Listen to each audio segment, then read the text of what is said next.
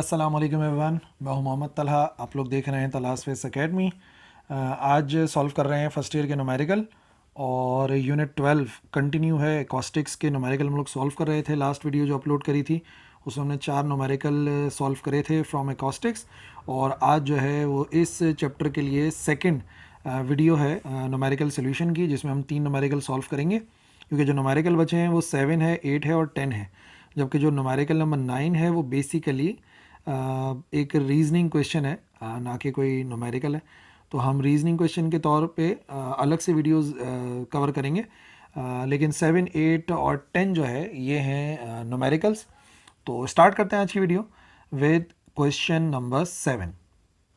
In order to decrease the fundamental frequency of a guitar string, अगर हम चाहते हैं कि हम डिक्रीज कर दें फंडामेंटल फ्रीक्वेंसी किसी गिटार की स्ट्रिंग की 4% तक, ठीक है ना, 4% अगर मैं डिक्रीज कर दूं किसी गिटार की fundamental frequency, so by what percentage should you reduce the tension. तो गिटार की जो टेंशन है उसको कितना परसेंट तक हमें जो है वो रिड्यूस करना पड़ेगा, ये मालूम करना है।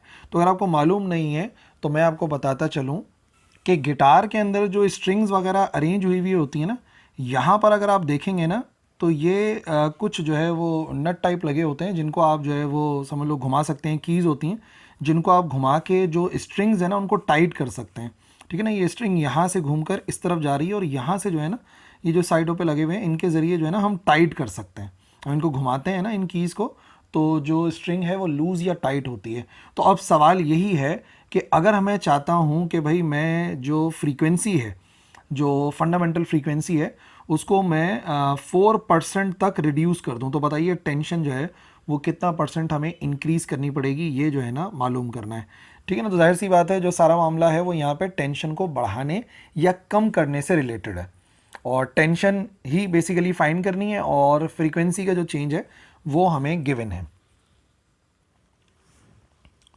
तो डेटा बना लेते हैं जो कुछ हमें गिवन था, ठीक है, यहाँ पे डेटा लिख लेते हैं। तो कह ये रहे हैं कि जो फंडामेंटल फ्रीक्वेंसी है गिटार की स्ट्रिंग की वो 4% कम हो रही है, ठीक है ना। तो अगर मिसाल के तौर पे 4% कम होने का क्या मतलब होता है उसको इधर समझना पड़ेगा।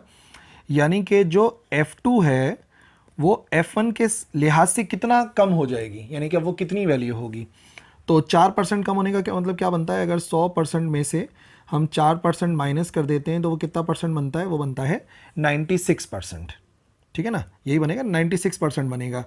तो 96% इधर लिखना पड़ेगा। हम ये बोलेंगे कि जो बाद वाली फ्रीक्वेंसी है टाइट करने के बाद, वो जो फ्रीक्वेंसी है या लूज करने के बाद, वो दोनों केसेस में हम अप्लाई कर सकते हैं। जो बाद वाली फ्रीक्वेंसी है वो पहले वाली फ्रीक्वेंसी का 96% है, क्योंकि 4% कम हो गया तो 96% आ जाएगा। अच्छा, परसेंटेज में ऐसे लिखेंगे और फ्रैक्शन में कैसे लिखेंगे। अगर इसी को फ्रैक्शन में लिखेंगे तो परसेंट का मतलब क्या होता है 96 पर सेंट का मतलब होता है 100, तो मैं लिख सकता हूँ 96 डिवाइड बाय 100। और अगर 96 डिवाइड बाय 100 करें तो डेटा में ही लिख देता हूँ, वो परसेंटेज के बजाय अगर मैं लिख देता हूँ फ्रैक्शन में, तो इसका मतलब F2 बराबर आ जाएगा 0.96 F1 के बराबर, ठीक है ना। F2 बराबर आएगा 0.96 F1 के बराबर, इसको याद रखना है। और उसके बाद हमें क्या मालूम करना है, उसके बाद हमें मालूम करना है कि कितनी परसेंटेज में टेंशन को रिड्यूस करना पड़ेगा। यानी कि जो बाद वाली टेंशन है वो पहले वाली टेंशन के लिहाज से कितना परसेंट रिड्यूस होगी, बेसिकली ये वैल्यू हमें मालूम करनी है। हमें मालूम करना है T2 डिवाइड बाय T1 का परसेंटेज कितना होगा, और देख लेंगे कि फिर कितना परसेंट रिड्यूस करना चाहिए, ठीक है जी। और तो कुछ हमें गिवन ही नहीं है यहाँ पे। अब अगर हम इसको सॉल्व करते हैं तो सबसे ज़रूरी बात पता है आपको क्या याद रखनी है, आपको रिलेशन याद रखना है फ्रीक्वेंसी और टेंशन के दरमियान में। तो फ्रीक्वेंसी का फॉर्मूला होता है 1//2L, या वेवलेंथ लिख देते हैं, और यहाँ पर आता है tension divide by mu. T tension है, एल लेंथ है, और म्यू जो है वो लीनियर डेंसिटी होती है, मास per unit length of string. अब हम जब गिटार की स्ट्रिंग्स को टाइट करते हैं तो ना हम लंबाई बदलते हैं ना ही हम मटेरियल बदलते हैं कि मास पर यूनिट लेंथ बदल जाए, सिर्फ हम टेंशन को बदलते हैं। यानी कि जो बाकी के सारे फैक्टर्स हैं ये कांस्टेंट रहते हैं। तो अगर मैं एक रिलेशन बनाना चाहूँ बाकी चीज़ों को कांस्टेंट रखते हुए, तो हम ये कह सकते हैं कि जो फ्रीक्वेंसी है वो डायरेक्टली डिपेंड करती है अंडर रूट ऑफ टेंशन पे, बाकी सब कांस्टेंट रखा। और बाकी सबको जब प्रोपोर्शनैलिटी का साइन रिमूव होता है तो हम सिर्फ सब कॉन्स्टेंट्स की जगह पे के लिख सकते हैं। कॉन्स्टेंट्स को रिमूव करते हैं तो प्रोपोर्शनैलिटी का साइन आ गया, जिसको हमने के से शो कर दिया। अब हमारे पास दो केसेस हैं, पहला और बाद वाला केस है ना, तो इन दिस केस दो बन सकती हैं फ्रीक्वेंसी। अगर पहले वाली फ्रीक्वेंसी लिखूंगा तो ये आ जाएगा के √T1 के बराबर, जिसको इक्वेशन 1 कह देंगे। और टाइट करने के या लूज करने के बाद की जो फ्रीक्वेंसी है वो F2 हो जाएगी, तो ये हो जाएगा के√T2। ये हो गई इक्वेशन नंबर 2। अब बेसिकली देखो हमें मालूम क्या करना है हमें, या गिवन क्या है, गिवन हमें F2 और F1 की वैल्यू है, तो हम यहाँ पे ना रीअरेंज करेंगे। कैसे रीअरेंज करेंगे, इक्वेशन 2 को इक्वेशन 1 से डिवाइड कराते हैं। डिवाइडिंग इक्वेशन 2 बाय इक्वेशन 1, 2 को 1 से डिवाइड करा रहे हैं, तो ये हो जाएगा F2 divide by F1 is equal to के√T2 डिवाइड बाय के√T1। अब जो चीज़ कांस्टेंट रही वो तो कैंसिल हो गई। रिलेशन क्या बना, रिलेशन बना F2 divide by F1 is equal to √T2 divide by T1। ठीक है, दोनों को एक ही रूट में लिखा जा सकता है। अब गिवन वैल्यू क्या है, F2 किसके बराबर है, F2 बराबर है 0.96 F1 के, और डिवाइड में F1 पहले से लिखा हुआ है, इज इक्वल टू √ लिखा हुआ है T2 divide by T1। F1 से F1 हुआ कैंसिल, ये आंसर आ गया 0.96 और is equal to T2 divide by T1। अब यही T2 डिवाइड बाय T1 का परसेंटेज बेसिकली हमें कैलकुलेट करना है, तो उसके लिए क्या करेंगे, हम करेंगे स्क्वायरिंग ऑन बोथ साइड्स ताकि रूट से बाहर आ जाएं। ये हो जाएगा 0.96 का स्क्वायर, और यहाँ पे √T डिवाइड बाय T1 के स्क्वायर रूट का स्क्वायर करेंगे। स्क्वायर से रूट हुआ कैंसिल, 0.96 का square is equal to 0.9216 is equal to, इधर आ गया T2 डिवाइड बाय T1। अब ये आंसर तो आ गया T2 डिवाइड बाय T1 का, बट मुझे तो ये परसेंटेज में चाहिए, तो हम इसको परसेंटेज में कन्वर्ट करेंगे, मल्टीप्लाई बाय 100। ठीक है, इस तरफ भी 100 से मल्टीप्लाई होगा, इस तरफ भी होगा, ऑन बोथ साइड्स। तो T2 डिवाइड बाय T1 के साथ जो 100 आया उसको परसेंटेज की शक्ल में लिख दिया, और यहाँ पर जो आ गया 0.9216 इसको मल्टीप्लाई बाय 100 करा दिया। अब T2 divide by T1 percentage जो है वो बराबर आ जाएगी, 100 से मल्टीप्लाई करेंगे तो कितना बनेगा, ये हो जाएगा 92.16%। यानी कि जो इन दोनों का रेशो है वो कितना बन रहा है, वो बन रहा है T2 डिवाइड बाय T1 का रेशो 92.16। पर क्या उन्होंने ये पूछा था कि नई टेंशन कितनी हो जाएगी, नहीं, उन्होंने ये नहीं पूछा था। उन्होंने पूछा था कि टेंशन कितना परसेंट कम करें।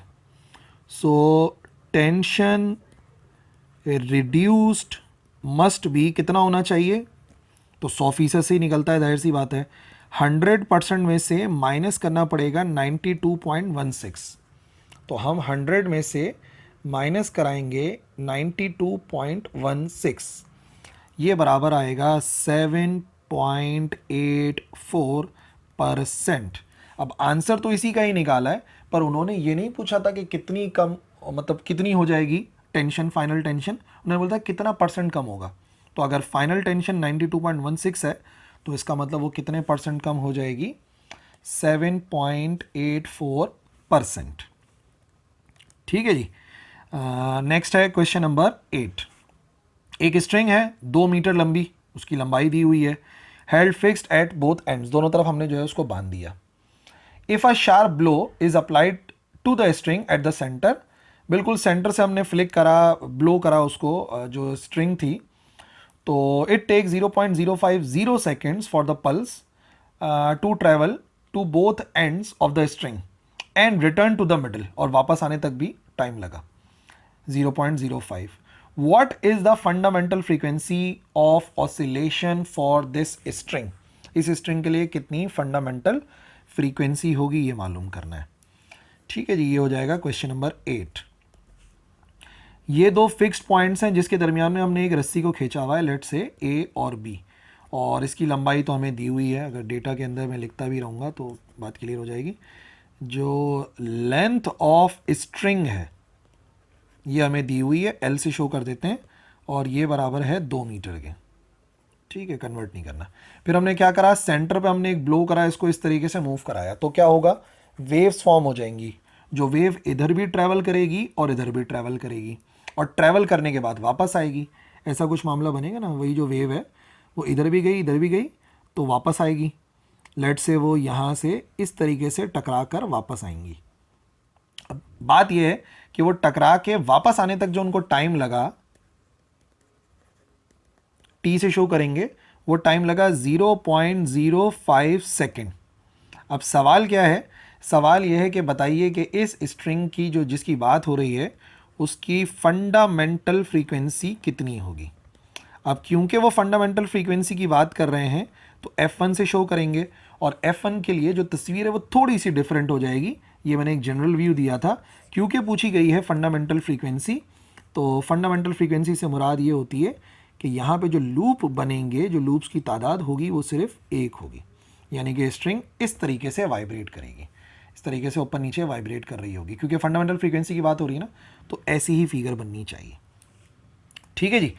अब फॉर्मूला क्या है, according to the definition of fundamental frequency, अगर फंडामेंटल फ्रीक्वेंसी की डेफिनेशन की बात की जाए तो फंडामेंटल फ्रीक्वेंसी F1 का एक फॉर्मूला है V/2L।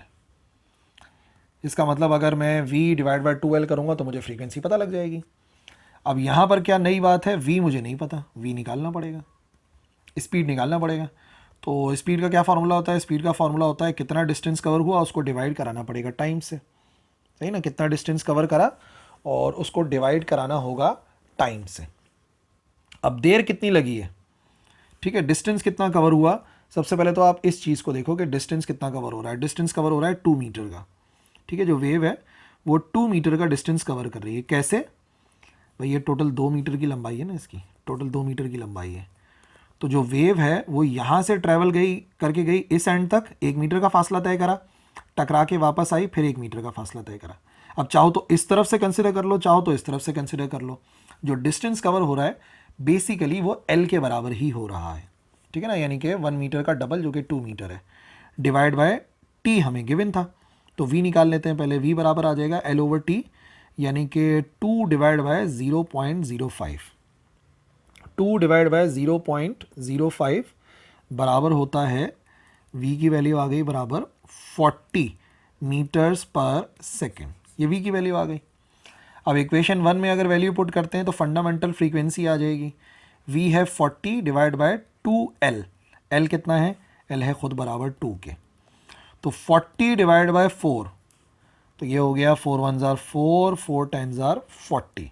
इसका मतलब इस केस की जो फंडामेंटल फ्रीक्वेंसी है वो बराबर है 10 हर्ट्ज़ के।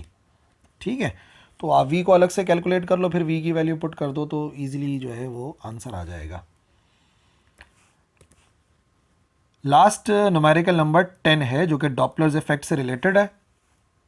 एक ट्रेन है, साउंड्स इट्स विसल, सीटी बजाती है, while passing by a rail road crossing. एक रेल रोड क्रॉसिंग है, जैसे रेलवे क्रॉसिंग जो होती है जहाँ पर आमतौर पर बाइक या कार में खड़े होकर इंतजार करना पड़ता है।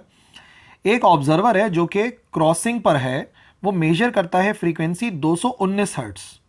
कब, as the train approaches the crossing, जब ट्रेन क्रॉसिंग की तरफ आ रही होती है, यानी कि जो सोर्स ऑफ साउंड है वो लिसनर की तरफ आ रही होती है और लिसनर तो फिलहाल रुका हुआ है, क्रॉसिंग पे इंतजार कर रहा है फाटक खुलने का।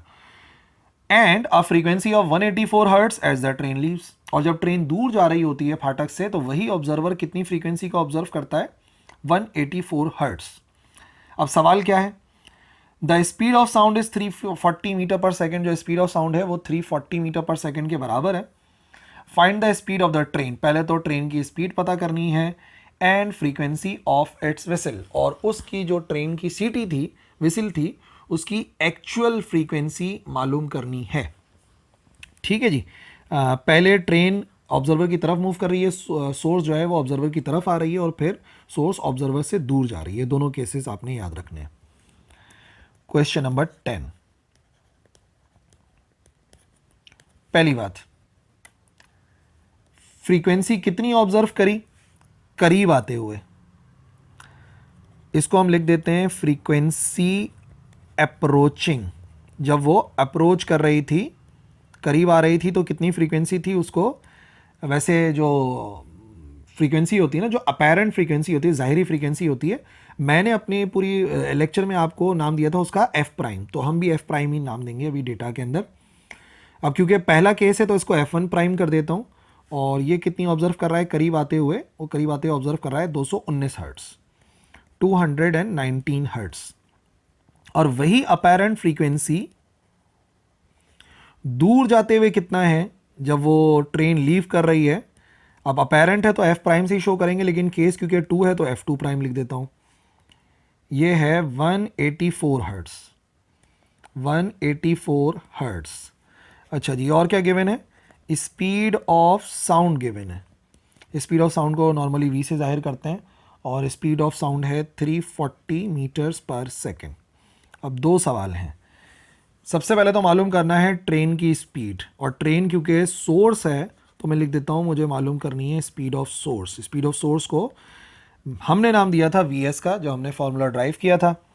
और दूसरा मालूम करना है एक्चुअल फ्रीक्वेंसी ऑफ विसल, ठीक है ना, एक्चुअल फ्रीक्वेंसी जिसको सिर्फ एफ से शो करते हैं, क्योंकि चाहे वो एफ वन प्राइम हो चाहे एफ टू प्राइम हो, एफ की वैल्यू तो सेम ही रहेगी। ठीक है जी। अब देखिए हमारे पास दो केसेस आ रहे हैं सामने ना। एक केस है जब सोर्स लिसनर की तरफ मूव कर रही है, तो फर्स्ट केस में मैं लिखूंगा, फॉर्मूला डिफरेंट होता है ना, व्हेन सोर्स इज, सोर्स जाहिर सी बात है ट्रेन है, is moving towards stationary listener, जो लिसनर है वो स्टेशनरी है। इसके लिए एक अलग फॉर्मूला है ना। क्या फॉर्मूला है?